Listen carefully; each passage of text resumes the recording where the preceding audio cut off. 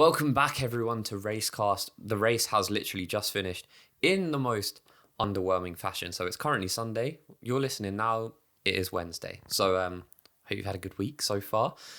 If you are watching us on YouTube, make sure you comment, like, subscribe, get involved. You know, put your questions down below. We love it. We got a bit of stick last week in the comments, which we're going to go into this week. If you're listening on Spotify, Apple Podcasts, wherever else we are, thank you very much. Please rate us 5 stars. It does massively help us out, and we appreciate it. Anyway, you can also follow us on Instagram, TikTok, all that bollocks. I'm going to crack on now. I'm going to let Matt take over, and we're going to get stuck in. All right, guys, welcome along to another episode of Racecast. Hope you guys are good. Like Luke said in the intro, we have literally just finished watching the Italian Grand Prix. I rushed round here and we're already filming. The reason being, though, Luke... It did actually finish, like, what is it? It's currently 20-4. So it finished, 15, 20 minutes ago? Yeah. So the reason why we're filming now and you're rushing me is because you go away tomorrow. Yeah, so there is, as we said last week, there's no episode next week. I'm on holiday. It was booked before Racecast was even a thing. So can't avoid it. I know I'm taking time off work. This isn't really work. It pays me nothing. Takes my time, though. Valuable time. But you love it. Yeah, I do. I like sitting here talking to you all about the race. But yeah, next week, which is fine. We don't have a race. We've got to wait 2-3 weeks. The weekend of the 30th of September is the next race weekend, Singapore. Yeah, I'm excited about that. I love when we sort of move away from Europe. So it'll be nice getting some races out in Asia. I like it because the times get a bit funny. Well, so you have a bit later ones, you have a bit earlier ones. Yeah. 2 p.m. gets a bit boring, I find. When it's always just 2 p.m, it's mix it up. Watching it in the evening, I think is nice, having a Sunday evening occupied by racing. What do you think is the best time? I used to like Canada. Well, I do like Canada, the 6-7 o'clock start. Yeah, so I like that, the American races. Yeah. So when we go to Texas and it's 8 o'clock in the evening, isn't it? That sort of time, 6, 7, 8. It's perfect, isn't it? Because you finish your Sunday, you can go off and do stuff, and then you just come back and chill and watch the F1. Yeah. Whereas the 2 o'clock one, it kind of in the middle of the day. It takes up the Sunday, which is fine. I mean, I don't make plans, so I watch it regardless, but it's nice. I just think it rounds off the weekend nicely when it is in the evening. But we are going to the wrong side of the world for that. We're going to have to wake up nice and early. Yeah, I'm pretty sure Singapore isn't at that strange a time, but when we go to Suzuka, it's like a 6 a.m. race. So it is. So for Singapore, it is a 1 till 3 race. Okay, so 1 p.m. That's still. So that's not bad. But then you go to Japan, and the race is 6 a.m. till 8 a.m. Yeah. So good luck, everyone, with that. I mean, we woke up for Australia. We got. Yeah. Sick. I actually quite enjoyed that because everyone was sort of on Instagram. Yeah, we had quite good interaction that weekend. Yeah, so that that's why I follow us on Instagram, because we will we'll put stuff out, and when we wake up at 5:30 in the morning to watch the race at 6, it's nice knowing that other people are doing the same thing. Try and not go out on the Saturday night. You will feel like shit. I think I did that last time. Did you? For Australia. Oh, didn't you do that on practice though? You went out on the Thursday or Friday. I probably went out on all 3 nights. Yeah. But I definitely went out on the Saturday because I had waking up at 6. I did not feel too clever. American Grand Prix, 8 till 10. Yeah, see that I like. That is the perfect time to watch a Grand Prix, in my opinion. Mexico, I believe, is still earlier. Oh no, that's 8 till 10 as well. Yeah, I was going to say it must be. It's yeah, out that way. So, and then obviously Brazil. Isn't Brazil a bit earlier? Oh, 6 to 8. Why do I feel like I watched it really early last year? Not really early, but around 3-4 o'clock. I don't know. That's weird. Well, that's 6 to 8, so I don't really know. I know this is a weird discussion, but what is your favourite time to watch a Grand Prix? I personally I think the evening is cool. Yeah. The mornings, I'm not good at waking up that early. If it was 8 a.m, I think that would be quite cool as well. But now I think ending the evening, ending the weekend, watching a race, it's just finishes off. Because now it's sort of what do I do with the rest of Sunday then? Filming the podcast. Yeah, true, but we don't normally film on Sunday. No. Anyway, show. Okay, don't know where I'm going with that. Before we get on to talking about the Italian Grand Prix, I think we needed to discuss last week's episode because, granted, some of the listeners gave us a bit of stick in the comments. Yeah, but you got a bit emotional and you started like talking about how Red Bull have all this conspiracy.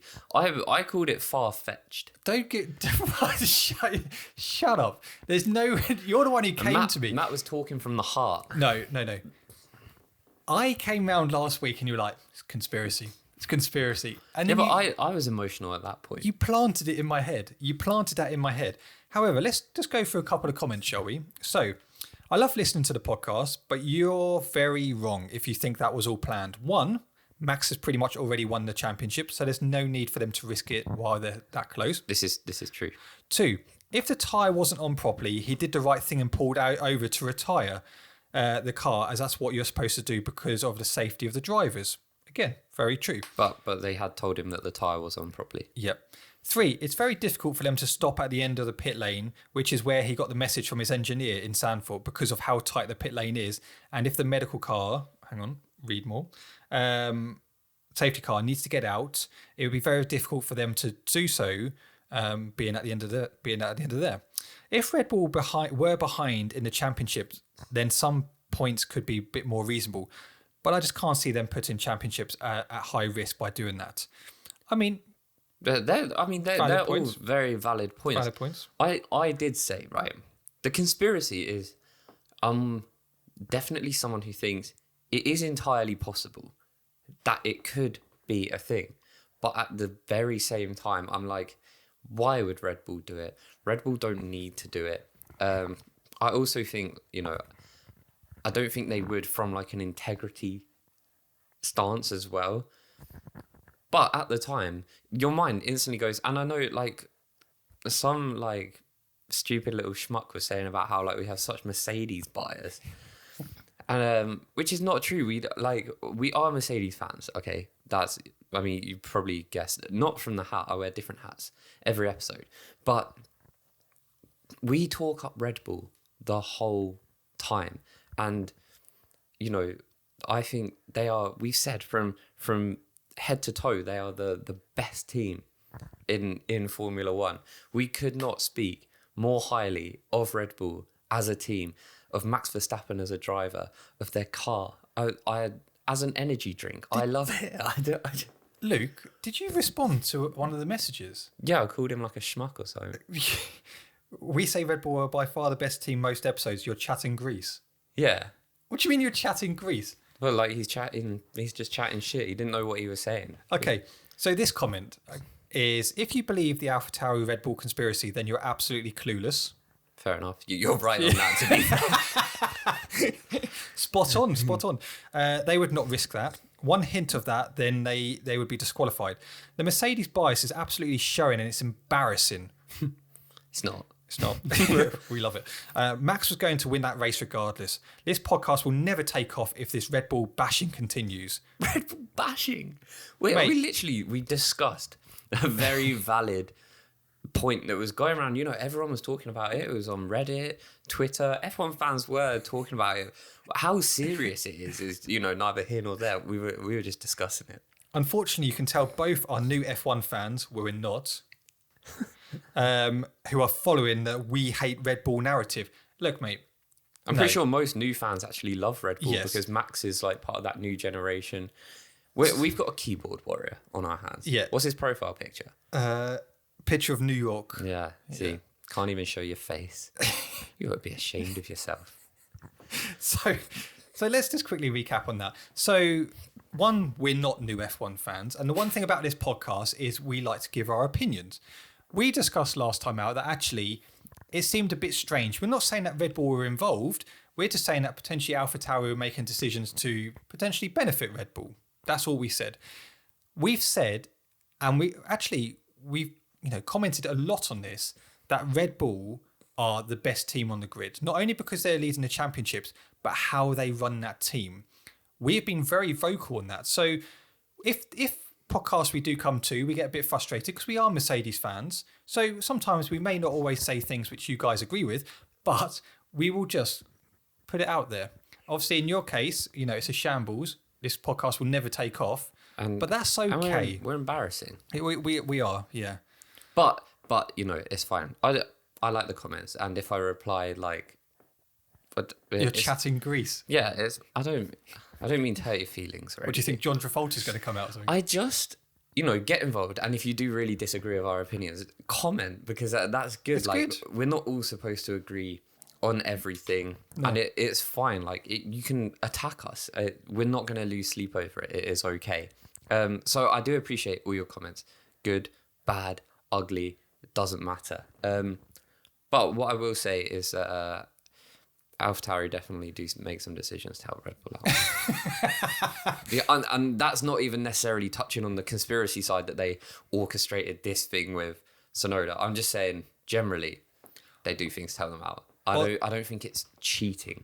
Although this little legend, Mark Carp Fishing, as a Max Verstappen fan, I too thought it was a very strange incident. Yeah, it's okay if you're a closed book and you're not willing to put your nose to the ground and try and sniff out some dodgy behaviour. That's fine. But we're just here sussing it out. We're not saying Red Bull did or did not do this. We're just saying it happened. Right, so let's talk about Monza, shall we? Let's start off with qualifying. This weekend was a really bizarre one because going into it, we knew that teams had a lot of penalties. Hamilton was starting from the back of the grid. Sainz was also starting from the back of the grid. Tsunoda. You had, who else was there? Bottas had penalties. Perez had penalties. Verstappen had penalties. Overall, there was 9. Gasly? No, he didn't. No. Overall, there was 9 drivers who were taking penalties. It was confusing as fuck. Yeah. I thought qualifying was reasonably entertaining. The top 5 who went out first were Mick, which has to look like they're going backwards in qualifying. Yeah. They started off really strong at the beginning of the year, but they are struggling. And, that just touching on the race, K-Mag had a really bad race as well. He got the 5-second penalty, I know. But, yeah. No, I do think they need... The thing is I think because their season started off so well, maybe that heightened our expectations for them to perhaps unrealistic levels. Because the Haas also seems to be quite a weird car. It seems to be really good at some tracks and then really bad at others. So, yeah, I don't know. I will keep my eye on them throughout the rest of the season because I don't want to see them fall off.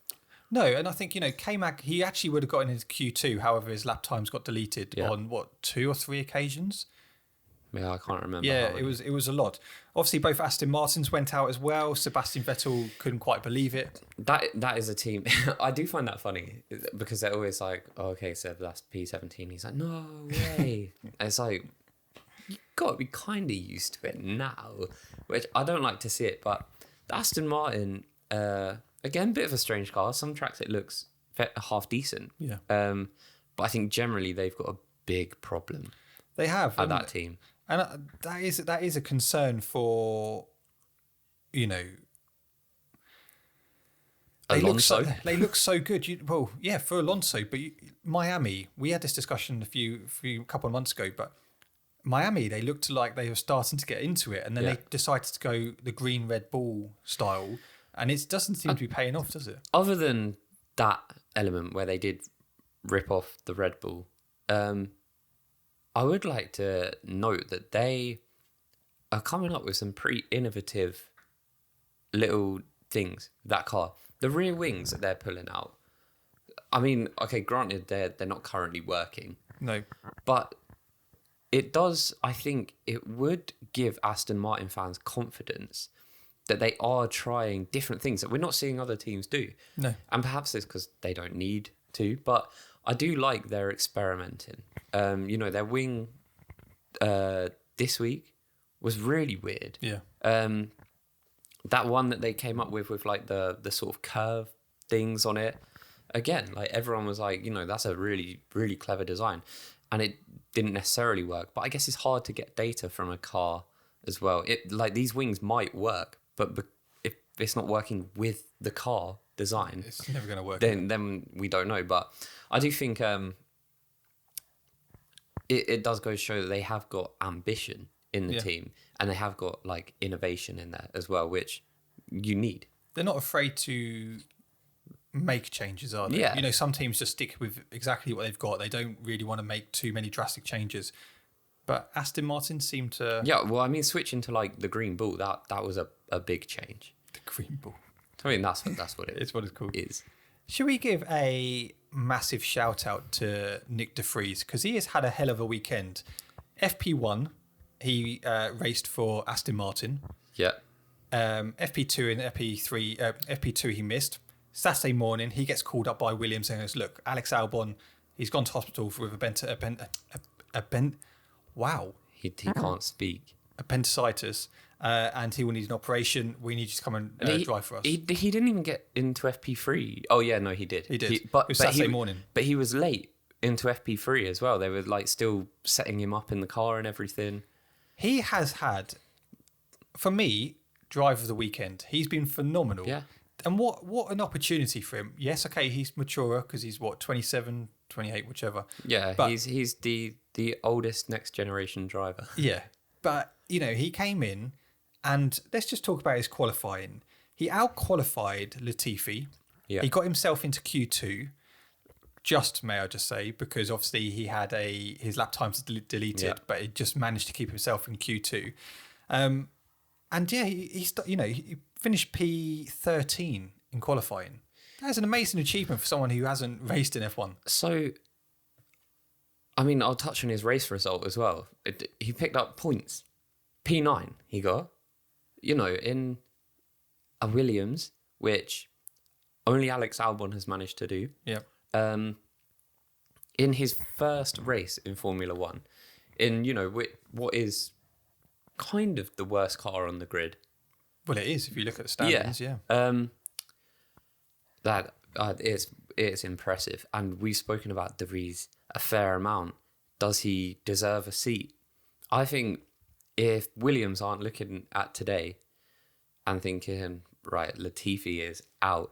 If we've got Albon and De Vries driving this car, they're going to be, not every week, but a fair amount of weeks, they're going to be looking at those P10s, P9s, and, even P8s. Yeah.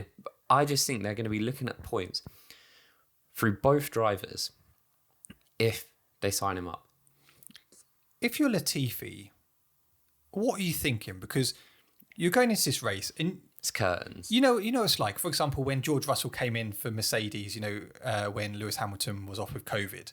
And he smoked Bottas. Yeah, but you've got Latifi, right? He's been around this team for a while now, and you're kind of like, all right, Nick de Vries, come on in. Yeah, you won't beat me. Smokes him. I feel bad for him. I do. I genuinely feel bad for him. But he is just not up to the pace. I know I've said it, but he physically cannot have a seat next season. The sport is broken if he has a seat next season. Well, I like it because me getting a tattoo is race by race. I just get more and more confident. The fact that Nick de Vries has got more points this season than than Nicholas Latifi, and he's only raced one race, and he's only spent 3 sessions in that car. I think that says it all. Massive shout out though to Nick de Vries. Quickly, just finishing off on qualifying. Disappointing weekend for Alpine. I mean, they finished 10th and 11th in qualifying. They weren't really at the races, were they? That Alpine is normally very quick as well. So I'm thinking Monza. Yeah. Perfect track for Alpine. It was really quick at Spa, which is a fast track. I know Monza's a bit different, but Monza is the fastest track. So I was surprised. It was interesting, wasn't it? Because obviously you knew like Carlos Sainz, Lewis Hamilton, they got into Q3, but you knew that they were going to take penalties. So realistically, wherever they finished, it didn't really matter. the toe played a big factor in some people's results. However, Hamilton did go out in front of George Russell, but he still managed to get P5 with George Russell getting P6. Well, yeah, Lewis gave George the toe. Lewis was on scrub softs. Yeah. George was on fresh softs. Had a toe, and Lewis still finished quicker than him. It's weird, wasn't it? It's weird, but Carlos Sainz did help Leclerc at some points. But yeah, a massive shout out. Quickly, before we just finish on qualifying, what did you think of the yellow for Ferrari this weekend? When they showed like a black and white image, a teaser before, I thought it was going to be a white suit. I think that if they did like a white livery on that car, like all white, a white Ferrari in white suits, I think that would have looked quality. The yellow, I think they needed maybe more yellow on the Ferrari. It just looked a bit out of place with the red. But I thought the suits were really cool. I thought they looked decent. Yeah. I really did think they looked decent. And you never really think about it, do you? Because when you look at the Ferrari badge, the background is yellow. Yeah. Yeah, and you really don't associate the colour yellow with a Ferrari, but I thought it looked very good. I love it when teams bring, different liveries, but I just think their ordinary one is nicer. Which normally you see a team bring a livery and it's like, oh, why don't they have that all the time? That's well nice. You look at the McLaren one. You look at Alpine's pink. Yeah, well, they're like first race of the season. Yeah. They should have stuck with that the whole season. I thought it looked sick. It looks quality. Yeah. Even I thought the Red Bull last season. The whites. Yeah, Mexico. Yeah. That looked so nice. It's decent, didn't it? Guys at home, what is your favourite livery? Let us know. Comment down below. Right, so starting grid. So Charles did get pole. Max was second. Carlos was third. And well, because here's the thing, right? If you watched qualifying, you didn't learn anything. No. You knew what cars were quick and what cars weren't. It didn't tell us anything about how that grid was going to look come today. Your top 10 starting grid was Charles Leclerc, Russell, Norris, Ricciardo, Gasly, Alonso, Verstappen, De Vries, and Joel, and Latifi in P10. No one would have ever guessed that. That's like the most bizarre starting grid. I mean, firstly, it's like, that's a weird top 10. Secondly, there's a driver in there who's not even a driver. It was just such a weird weekend. It was just, I think they've got to do something about it because it got very confusing. And actually, it took a good hour or so after the race to work out where people are actually starting. Yeah, they didn't release the starting grid for ages. I sent you that photo, didn't I, from F1, basically putting Max in fourth. And I messaged you going, how on earth is Max fourth? He's had a 5-place grid penalty. But he's actually gone up the grid. Yeah. I was like, how does that work? But then it did come out and it did show that he was starting P7. Well, and what I also want to say is, do we actually think that the teams should have maybe a higher allocation of parts that they're allowed to take?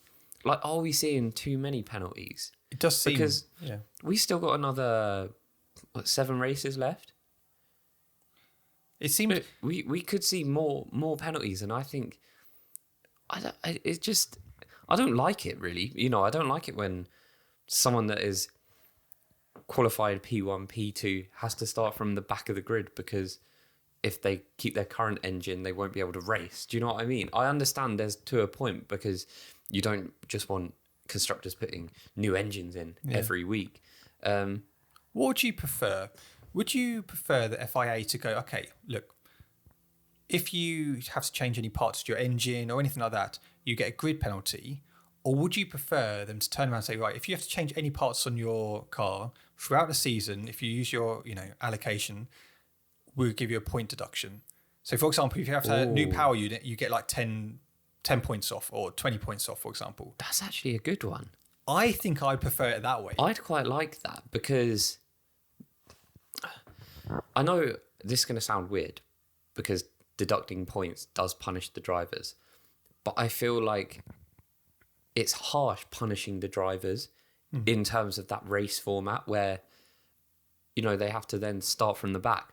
I think a points deduction would make it interesting because they're still able to make up the points because they're starting higher. And I know it actually didn't really affect Max at all today. It didn't affect Carlos massively, Perez or Lewis, but I think a points deduction would make it more. I think it'd be good. I think it'd make it more fun, exciting, more interesting. And I think teams may not take those risks as much, if that makes sense, because they might go, oh, do you know what, let's just try and get away with it for another race so we can actually see if we can pick up more points from there, for example. Only issue is though, right, so you've got someone like Max who's so far out ahead. Is it just like, we'll just take a new engine every week? We can yeah, true. We can take the deductions, it's fine. That's the only thing. I know there's cost cap implications there, like but you... Oh, you're so new to F1. Yeah, like...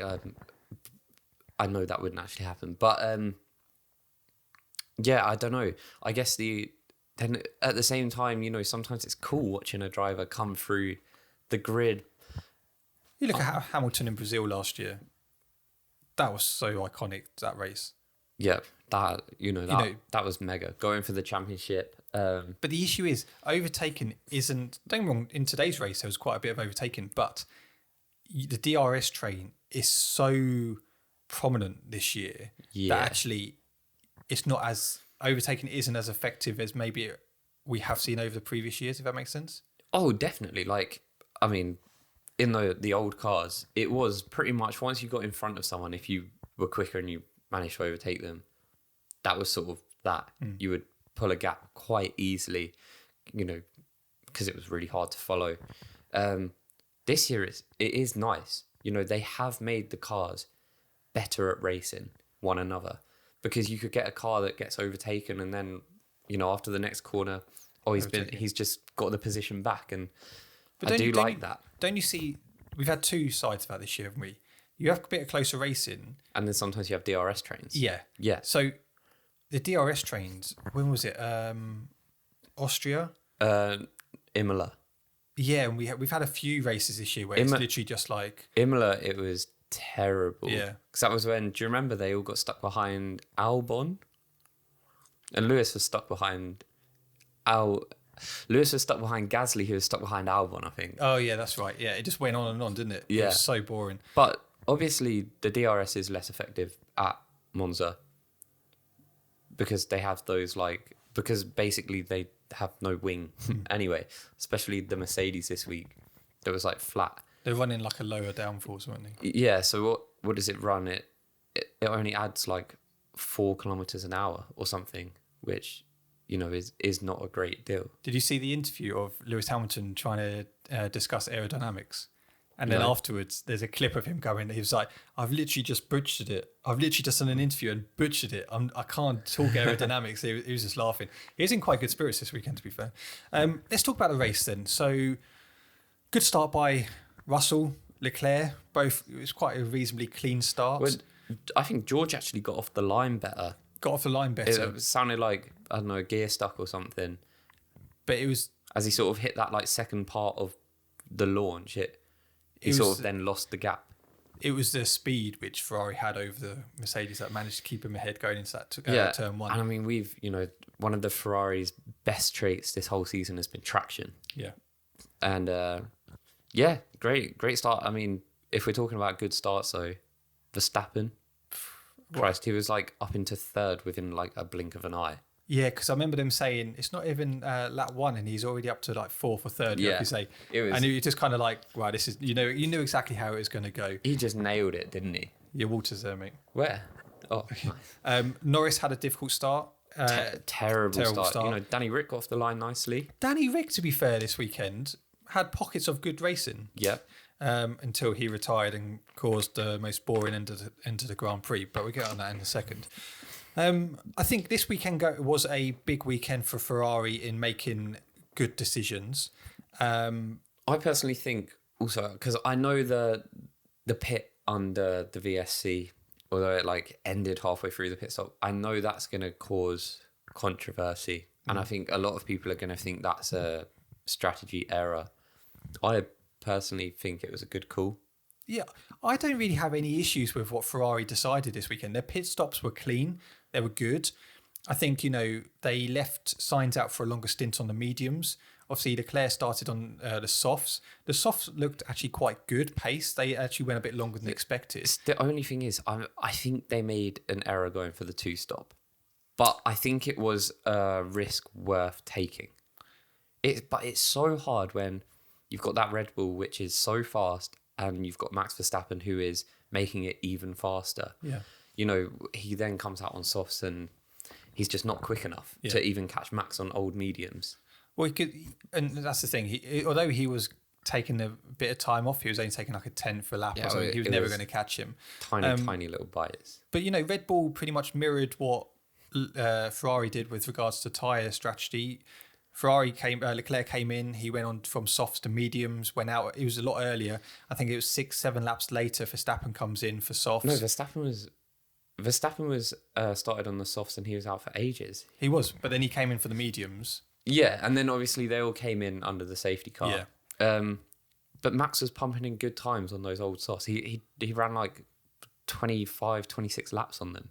Yeah, he was pretty solid with that. He looked like in a world of his own. Do you know what? Yeah. Before lap one even finished, I was thinking to myself, well, this is just going to be a long afternoon for Leclerc. I was like, whatever Ferrari did, and I think Crofty made a very good statement in the sense, whatever Ferrari chuck at Red Bull have always got that thing where they can go an extra mile. They can actually go better every time. It's like, Max on those mediums, when you've got Charles on fresh softs, you're expecting, okay, and I appreciate it's Max Verstappen driving a Red Bull, but I was expecting Leclerc to be taking off at least half a tenth a lap, which I still don't think would have given him enough time, but I was still expecting it to fall off. Yeah. And it's like, no, Max was still churning out quality lap times.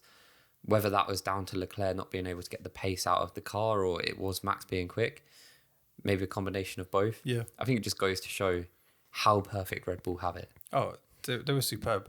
The first DNF came with Sebastian Vettel, and we touched on this last race, I think it was, or the race before. I'm still a bit concerned about the reaction times from FIA with regards to their decision-making in whether it's going to be a safety car, a virtual safety car.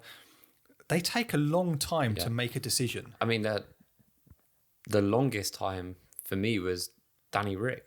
Yeah. Because Seb was kind of near an exit. Yeah. But obviously, you still got to get men on track to push that car back. But Danny Rick in particular was like just pulled up on the side of the track, not by an exit. It was almost immediately obvious that we were going to need a safety car. And it still took maybe like 10, 15 seconds. It felt like, I mean, maybe even longer than that. So yeah, it is a bit strange. I swear it didn't. It used to be pretty rapid. Well, to be fair, under the Massey era, you were literally just chucking out red flags galore. Oh yeah, there was too many red flags. But you're gonna get an issue one day where the decision making is going to be so slow that something's going to happen. Some accident is going to happen because either the yellow flag's going to come out too late, the decision on safety car, drivers may not be like, well, okay, we're a yellow flag here, go a bit quick.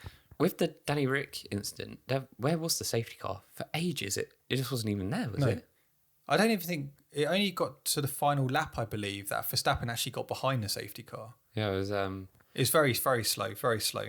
But let's quickly, touch on... Do we know what happened with Seb's car, by the way? No. Because obviously then Stroll had to retire. He had to pit. And retire, yeah. Obviously, your other retirees are Fernando Alonso, which was quite interesting because earlier in the race he said, look, there's something going wrong here with my power. And they were like, nope, all good. It wasn't. It is weird, isn't it? How, I mean, I suppose if you're driving a car, you know when your car's working well and when you don't. Yeah, because he was probably, it would have been something to do with the top speed probably. He would have seen it on his Delta that he was losing time and thinking, well, how the fuck's that happening? It was a shame because I actually think he had done pretty decent. Yeah. I think he would have made up some places. And, he's had that streak of 10 points finishes in a row. Yeah. So yeah, it's a shame, but also for that, the Alpine McLaren battle, which is, quite important. But then McLaren were probably thinking like, perfect, Ocon's not in the points, Alonso's retired, we've now got Lando and Danny Rick sitting nicely in the points. Get a bit of points on board. But then obviously Danny Rick, poor guy. When you, like we said, with the Ferrari, their decision making I thought was reasonably good today. They knew whatever, as soon as Max came out on those mediums, he was pretty much catching Leclerc pretty quick. Leclerc didn't really have anything in a locker to keep that distance between him and Max. But the standout performers for me today is Carlos Sainz. I thought was brilliant, starting from the back of the grid. I mean, he cut through that pack fast as well. Compared to Lewis Hamilton, who took his time, he was struggling. He got I don't think he got a bad start. It looked like he actually got off the line well, but there was so much traffic, and then obviously he went off into the runoff area. Didn't he? And it took him a while to then start making up places. He did a few laps just sitting in like 19th. Yeah, because I was watching, I was like, is this going to be a long afternoon for Hamilton? That's what I thought. I was like, oh no. But Perez, he came in. Did you see when he first came in for his pit stop and went out on those new tyres? They were like smoking. They were on fire, those brakes. His brake was on fire. Yeah. Don't quite know what happened there. I don't know why they pitted him so early. Do we know? Did something go wrong? It wasn't said during the race, but he did. He literally came in on like lap 6 or 7 or something. Went straight out onto hards. Went to the back of the grid. But again, phenomenal performance from him. He made up a lot of time, yeah. Yeah. P6. And let's just quickly, I mean, we could dissect, the pit stops and stuff, but there wasn't really anything really outstanding in that race, which meant, No, obviously Lando had, he had a bad pit stop, which kind of screwed him. He did make up the places in the end, but, he came out behind Lewis, Danny Rick. Alonso. Had Alonso not retired at that point? No. Oh, and Alonso. Yeah, it was frustrating for him, but he was on the fresh softs, and because who was it? Lewis just went past. Oh, Gasly. No, it was Gasly that was there. Oh, yeah, sorry. And then Lewis just slips by Gasly and Norris. It was a nice move on it. He took two of them in between turn 2 and 3. Yeah, but I think for Lando, he's starting to show good results. I think they'll be a bit disappointed. I think, for him finishing P7, sorry, probably be a bit disappointing for him. Yeah, well, because they lost the place because they pitted him. Yeah. Under the safety car. And obviously we never got racing again, so he lost position to Perez, and, that's how the story goes. But I think McLaren are going to... I think they'll be really optimistic going into next season. Yeah. The car's getting quicker. At times Lando shows pace in qualifying or in practice. I know it's not wholly representative, but he shows pace that is up there with the top 3 teams. So I think if McLaren are able to just push that car a little harder, next season could be a really good season for them, because they've shipped out Danny Rick, who is underperforming massively, and they're getting a young, exciting driver. They're going to have a great team, a quality team. Yeah. I'm looking forward to watching McLaren next season. I think Piastri would do all right. Yeah, he should do. And in my opinion, he's certainly going to have the car to do it. He's not coming in to a Williams, a Haas or an Aston Martin, those crappy Alpines. Yeah. Oh, yeah, he could have gone in the Alpine. But I think, maybe he... I am joking, by the way. I'm not really calling them crappy. McLaren is also a team that has the name, I race for McLaren. It's iconic, isn't it? Yeah, that sounds cool. But also, I think, he's got to be looking at it thinking like, well, actually, they're making progress here. I think, genuinely, they can close the gap to the top teams next season. No, I agree with you. I agree. There's 3 drivers I want to give shout-outs to. Mm-hmm. Okay, firstly, Zhou. They love P10. this as well. They will watch Matt. They literally just go... Oh. It makes their weekend. Okay, none of the sarcasm, right? None of the sarcasm. I want to give props to them, okay? Zhou, I thought he had a solid race today. Finishing P10, Considering he stayed out on those hards towards the end, he still gave a good battle. He couldn't take De Vries. He couldn't, no. But you got to remember, De Vries was on the mediums at the time. Yeah, but I thought they were going to start falling away. Well, yeah, but the hards I don't think were as effective as what people were thinking today. No, and I do think Zhou had a very good race. Yeah. To finish P10, considering Bottas ended up finishing 13th, that is a solid. Yeah, but Bottas did start P20. Yeah, he did. Was it P20? No, No, that was Sonoda. Bottas was at the back. No, Bottas was, P15. So Zhou was 9th. But I think when you look at it, he had a solid race. It's very easy for drivers to just go off in races. It would have been very easy for De Vries just to go right to the back. Look at Latifi. He started P10. Oh, he was awful. No, for sure. And I'm guessing Nick De Vries is number 2 shout out. No. What?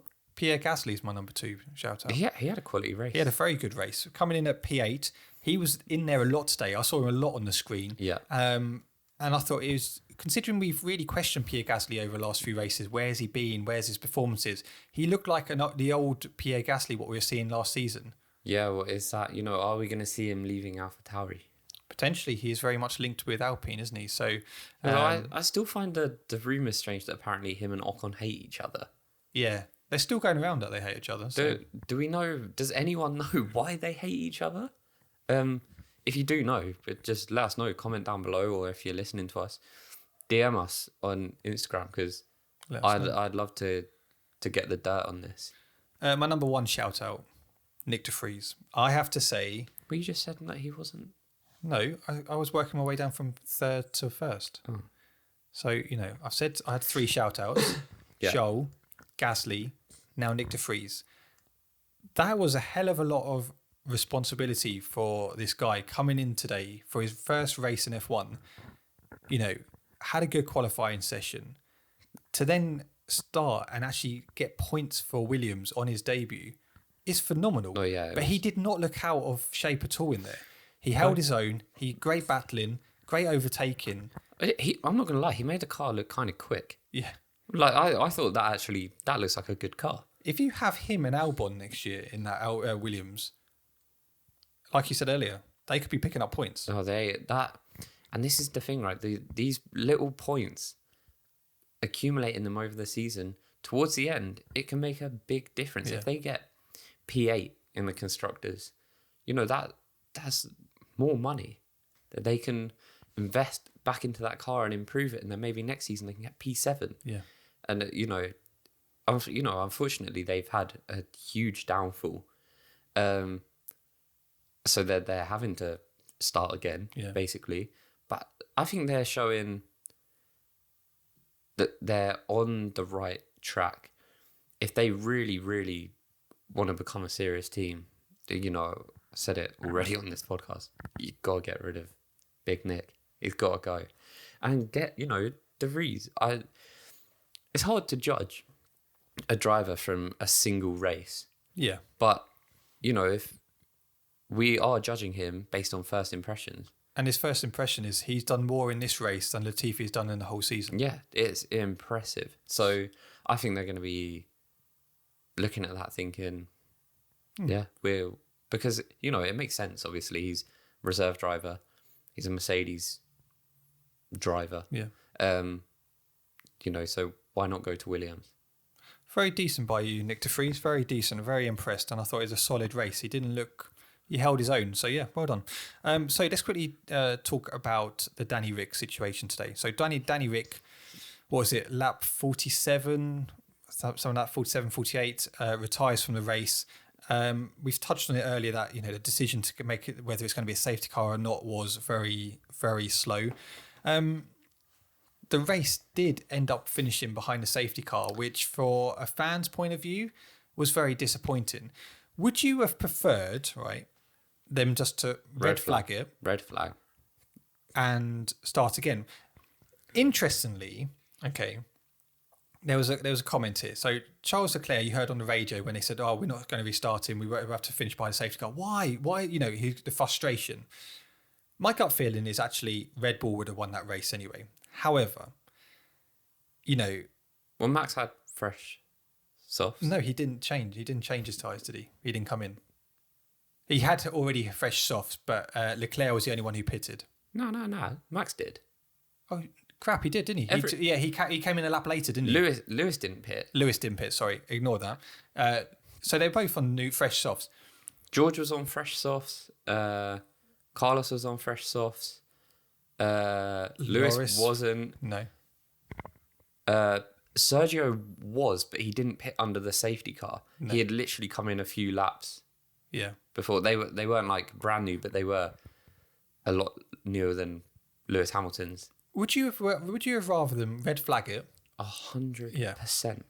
We could have got 3 laps of a very exciting race because, you know, you saw that first corner at the start of the race. That corner is mental. The first chicane is a real handful when you've got 20 cars going into it at the same time. I just think, why would they not do that? You know, I'm going to bring up Abu Dhabi. They were so desperate to get racing again at Abu Dhabi. But why all of a sudden do you want to finish behind a safety car here when you could have just red flagged it? I mean, you had a fucking crane on the track. Yeah. Did you see the weaving of Nick de Vries at one point when the crane was there trying to reverse back? No. There's a clip there where I was thinking, whoa, if a car goes under that, like, it would have been horrific. Yeah, I think from a safety point of view, a red flag made more sense. I think if you have to get a crane on the track, the cars shouldn't be on it. The car shouldn't be on it.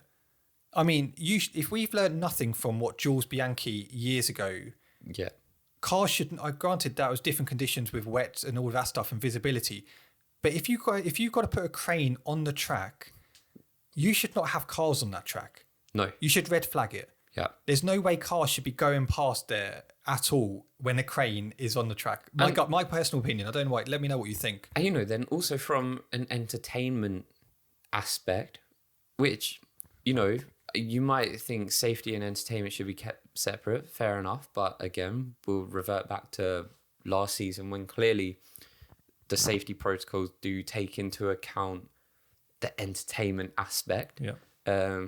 Not my rules. Why wouldn't you red flag it?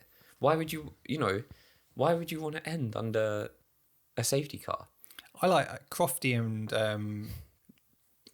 I don't know if he's still got to be in his bonnet after last year, but he still brings up, when safety cars comes out, he still brings up like the little digs. Yeah. So it's like, yeah, this will, you know, benefit certain people with regards to... He definitely has. But I'm over it. But I just think ending a race under a yellow flag, I think we had the potential for such... I think the weekend was pretty decent. The race was... You know, I think it had entertainment value. It maybe wasn't as racy with the front two as I'd maybe hoped for, but it was strategically very interesting. Well, I'd say you didn't really have much racing with the top 4. No. I think there was gaps between George, Sainz. It wasn't really much of a race. Between Charles and Max, the interesting part was the strategies. Yeah. It's like, oh my God, like, you know, how is this going to work? If they bring him in, is he going to be able to make up that time? And that made it exciting. But then, obviously, Leclerc came out on those softs, couldn't make up the time. So it was sort of like, you know, race is done pretty much. Get a few midfield changes. But the top 6 were, I know you had Norris, but say the top 7 were who you'd expect to be the top 7. Yeah. Probably weren't going to see anyone move around. Maybe Perez take Norris. But then we get a safety car. And it's like, oh my God, we could actually, you know, this is going to inject some life into this race. And it just did the complete opposite. It killed it. You had a bit of... Well, there's booing, weren't they, from the Ferrari fans? Were they? Yeah, they were really booing. Because obviously they wanted to see a race. This would have been a perfect opportunity for them to red flag it. Which, in our opinion, is the safer option. And it's not from an entertainment point of view. It is from an entertainment point of view, but it's also from a safety point of view. That ticks both boxes. Yeah. Then you have 5 laps of racing left. Yeah. You do a rolling start or you start whatever. No, start on the grid. Standing start. But you then have a full race on your your hands. Don't get me wrong, I still think Max would have won. I think the Max was dominant in that, and the Red Bulls were well too strong for Ferrari and I mean, today. he's shown all season that there's no point betting against him. No. But it does baffle me that you're allowing a heavy piece of machinery like the crane to come onto the track and lift up a car, F1 car, while you've got cars going past. It baffles me. Because I know it looks like when they're behind the safety car, it looks like they're going really slow. Yeah.